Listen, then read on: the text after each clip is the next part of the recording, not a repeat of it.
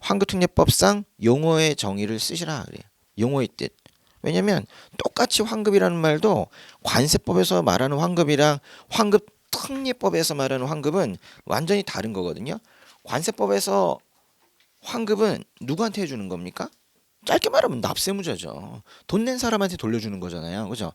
그래서 그때 이제 환급 신청을 하면 그 사람이 이제 환급을 신청한 자 뭐 이렇게 바뀌긴 하지만은 그럼 납세무자에게 되돌려주는 거죠. 수입할 때 납부한 관세 등을 납세무자에게 되돌려주는 것이라고 용어 정의가 되어 있진 않지만 할 수 있어야 되겠죠. 수입할 때 납부한 관세 등을 납세무자에게 되돌려주는 것. 누구에게요? 납세무자에게 되돌려주는 거. 그게 이제 관세법상 환급의 정의잖아요. 근데 여기 보시면은 여기 환급 정의부터 볼까요? 거기 5번 보세요. 환급의 정의가 뭐예요? 환급의 정의는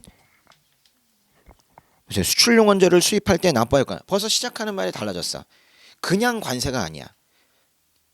반드시 뭐에 대한 관세인지를 써줘야 돼요. 뭐에 대한 관세예요? 수출용 원재료를 수입하는 때에 별표 이 말이 안 들어가면 안 되는 거예요. 다른 거 수입할 때 납부한 건 돌려주지 않아. 그건 환급특례법과 상관이 없는 거거든요. 그래서 이거 용어 정의 매우 중요한 거고 사실 뭐 환급의 정의는 환급특례법 문제 어떤 문제에서도 쓸 가능성이 높기 때문에 이건 반드시 외워둬야 됩니다. 그때 납부할 여가나 납부할 관세 등을 환급특례법에 따라 수출자나 수출품의 보세요. 누구에게예요? 수출자나 수출품의 생산자에게. 정말 중요한 말이에요. 거기도 별표. 그래서 두 가지를 쓰셔야 되는데 거기 이제 하나의 포인트는 더 있어요. 두 번째 줄인데요. 관세법 등의 규정에도 불구하고 밑줄 별표. 그러니까 이거 세 개 써야 돼. 그러니까 수입할 때 원재료에 대해서 낸 세금을 수출자나 생산자에게 되돌려주는 것이다. 다만 관세법 환급과는 다르다. 그래서 관세법 불구하고 거기서 벌써 특례 성격이 나타나고 있는 거잖아요. 이렇단 말이에요. 그러니까 이게 용어 정의를 물을 만하다는 거예요.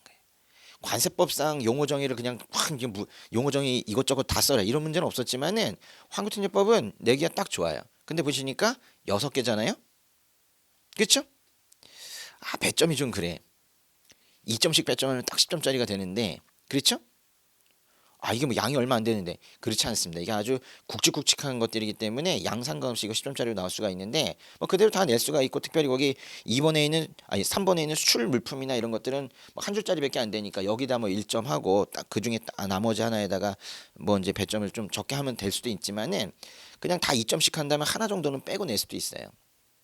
뺀다면 여러분 뭐 빼고 싶으세요? 거기 2번이나 3번을 뺄 것 같아. 3번을 뺀다면 너무 짧아서 뺄 것 같고 2번은 이 용어 정의 가지고 정의가 안 돼. 2번 보세요. 2번 보시니까 수출 등이란 끝에 보니까 환급특례법 4조 각호의 어느 하나에 해당하는 거 너무 무책임한 표현이잖아요. 그죠? 이것만으로도 10점짜리가 되기 때문에 만약에 뺀다면 이건 조금 그렇다. 응? 응? 괜히 이러다 4조 각호를 다 쓰면 어떡하나. 응? 이런 생각 때문에 뺀다면 2번을 빼게 되겠죠. 오히려 3번이 짧아도 이게 중요해요. 그죠? 수출 등의 용도에 제공되는 물품. 그런 반면에 이제 나머지 1, 4, 5, 6은 매우 중요한 정의입니다. 그죠? 1, 4, 5, 6. 1번 보시면은 뭐 쓰면 안 돼요? 부가가치세 쓰면 안 된다 그랬죠? 또 지방소비세 같은 것들도 쓰면 안 돼요. 지방세법에 나오는 그런 거 쓰면 안 됩니다. 그 대신 뭐가 들어가야 돼요? 임시수입 부가세 동그라미. 오히려 부가가치세 자리에 임시수입 부가세가 들어가 줘야 되는 거예요. 지방소비세, 뭐 담배소비세 이런 거 적으면 안 되시고, 그러니까 지방세법과 관련된 거 적으면 안 되고, 부가치세 적으면 안 되고, 그렇죠? 예. 그다음에 이제 4번에 보시면은 소유량은 중요한 게 그 보시면은 아니 어디서 꺼내야 될까? 원재료의 양으로서 그 두 번째 줄에 있죠. 거기서 끊어보세요. 두 개로 돼 있다는 게 매우 중요해요.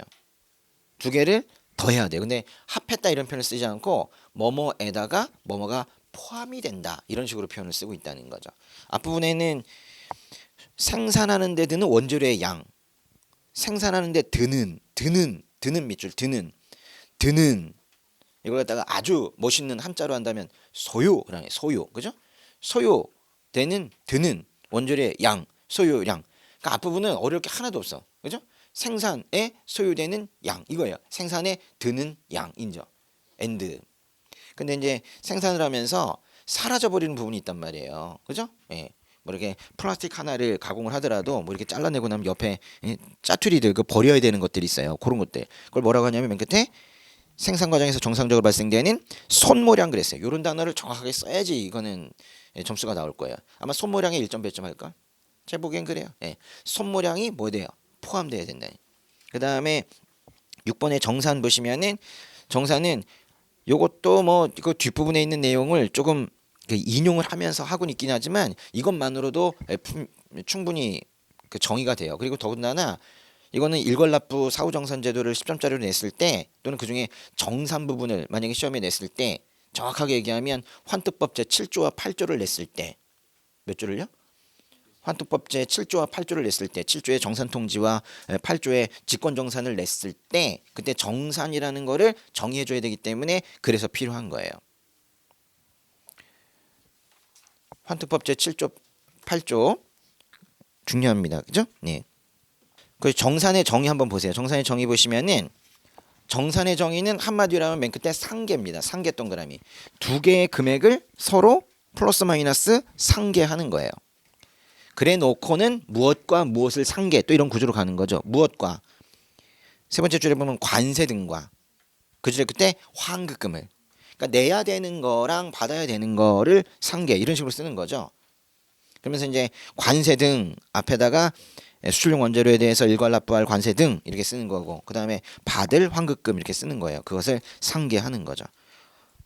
용어의 정의가 아주 그 중요한 것들이기 때문에 이건 따로 이렇게 해주세요. 예.